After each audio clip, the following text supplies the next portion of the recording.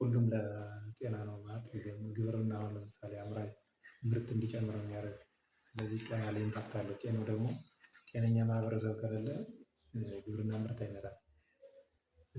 እንስሳት ላይ አሁን የእንስሳት ጤና ጽሕፈት ቤት ጋር እሱ ጋር እንስሳት እንግዲህ አሁን አርሶ አደሩ እንዲህ በወተት እርባታ በምን እነሱ ይላሉ በዶሮ እርባታ እንዳልሽው።